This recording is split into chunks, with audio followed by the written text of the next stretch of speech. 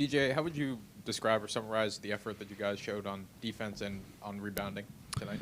Yeah, we knew those were going to be both incredibly important areas. I think DeJuan Harris is a phenomenal guard, lives in the paint, is a great playmaker. So it started with keeping him out of the paint. And then, as they've gone with the two bigs lineup, their ability to offensive rebound and be physical in the paint and on the glass is really something that stood out to us. So those were two big challenges coming into the game that we knew were going to be difficult. So overall was proud of our guys for the effort that they gave in those areas, because I think our defense really helped fuel our offense. And what was the reason for swapping Chatfield and Jackson in the starting lineup, and how do you feel both guys responded tonight? Yeah, well, Deshaun had missed a mandatory film session, and so we made that change. But what we teach and we talk about all the time in our program is, like, we would hope that we don't ever make a mistake or we don't ever have a slip-up or something, because the standard is high and we expect everybody's going to fulfill that standard. And at the same time, Deshaun, once he made that choice and that decision, then at that point it was out of his hands. Now he had to respond to it in a positive way. How did he practice? How did he prepare? What type of energy did he bring into the game? And certainly thought he gave us a great spark coming in off the bench. Brant, again, you look at the stat line, doesn't tell the story at all. I mean, the physicality that he plays with, and to push Dickinson out away from the spots where he usually catches the ball. I mean, if you look at the start the second half, first two defensive possessions, they're trying to go to Dickinson and get him established, and we're able to generate turnovers, and largely because Brant's physicality is toughness. And so really great job by both bigs. I felt like they stepped up in a major way. TJ, you've often called Kurt a sixth starter based on his minutes in production. How do you feel he performed as an actual starter tonight? Yeah, I mean, it was terrific to see him score that first basket. He gets downhill and makes that play and sees it go through. For Kurt, he gets tremendous rhythm, and then you could just see he had it rolling. And there was many times in that first half that we weren't as effective offensively, and he carried us through some stretches. So certainly, amazing. He continues the confidence he plays with and the poise. And then, the threes that he hits, I mean, my goodness. I mean, they're nowhere near the three-point line. I mean, it always seems like they're contested and 8 feet behind the line. I mean, it's amazing. And then he hits the one late. You feel like the whole place erupted. So Kurt did a phenomenal job, and he continues to step up for us. And you mentioned the defense on Dickinson.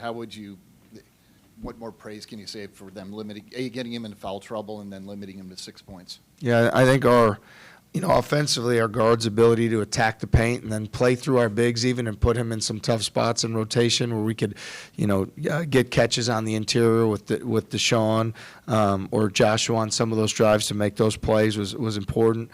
I have tremendous respect for Dickinson and his ability to be dominant in the paint, and our guys. Again, I think it's the pace we play at. You've got to sprint back, you've got to get ready to guard, and then you're dealing with the physicality of Brant and Deshaun as well. So that's a lot being thrown at them. So I'm proud of our guys for keeping that intent for the entire 40 minutes. Obviously, before the game, finding out that Milan would be out indefinitely with that non-shooting hand injury, what was it kind of like did it really change up your game plan for this game beforehand, finding that out, and how did you guys feel that your team responded following his loss? Well, I think, first of all, whenever you have a change like that, you want the next man up to be prepared and step up. And I met with DeMarion yesterday when we knew that it was going to be a possibility or the likelihood would Milan would be out. And his response was terrific because he said, I've been getting extra workouts every day on my own. I've been coming in at night getting shots. I've been locked in during practice, and I'm ready to go. And then he said, and I've played good against these guys in the past too. So his confidence, again, talk about all the character things. He hasn't gotten in a game for I don't even know how long, maybe a month. And to be ready to step in and to have such an impactful performance You can tell how much our fans appreciate him when he goes in, the block that he had, and then to have 5 rebounds and not even 10 minutes of play when we've emphasized that the one area we need to be much better is on the glass. Speaks volumes of what a great job he did. So it's really more of a credit to Demarion that he stayed ready and prepared so that when we have somebody out that, we're able to continue to move forward seamlessly. TJ, Josh had his 7th double-double of the season. How does he just continue to be able to be a dominant factor on both offense and defense? Well, I was happy with tonight is he finished plays on the glass early so we can limit them to 1 shot. Joshua is a resilient young man. He's somebody that when he puts his mind to something, he's going to accomplish it. And he's really tough to guard in space. I know tonight wasn't the offensive performance he probably would have liked in terms of some of his finishing and foul shots. And yet at the same time, you're like, oh, we didn't have a great offensive game, but you had a double-double against Kansas, a really good team with a really good front line. So I guess it's great to not play your best and still play really well in winning basketball to help your team win. What can you tell us about Milan's injury and the timetable for him getting back? Yeah, I think we're waiting on some like specialists to look at that and help make those decisions. The number that's been thrown is like 4 to 6 weeks. I don't know exactly what that'll be.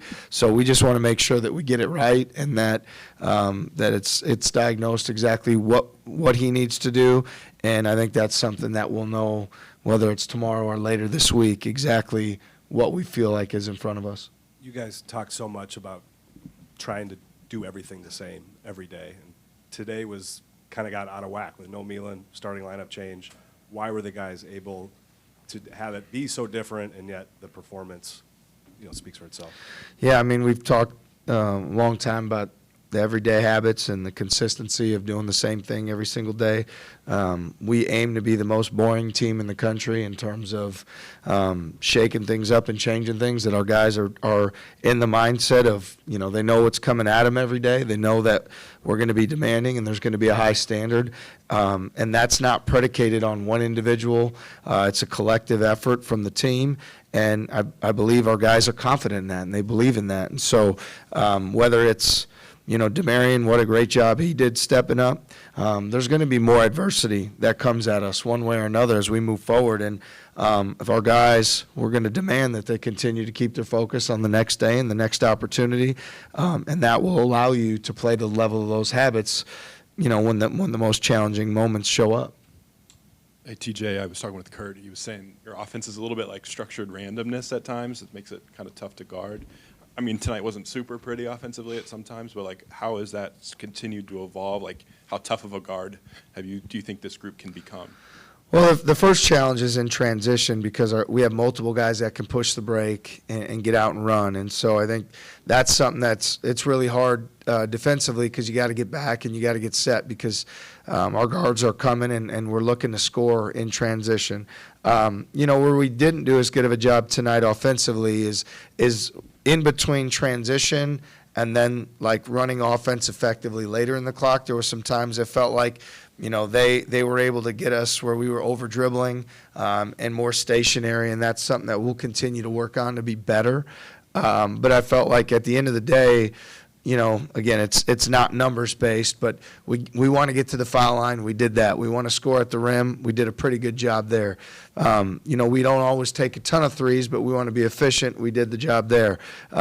We cleaned up some misses and have 13 offensive rebounds. So as much as I'm critical of the things we need to do better and how we need to not get stuck and not let the ball rest and not over dribble it and stand, at the same time, there's still a lot of great things that happened offensively tonight. Thanks, everyone. Thank you. Thanks, Coach. Thanks.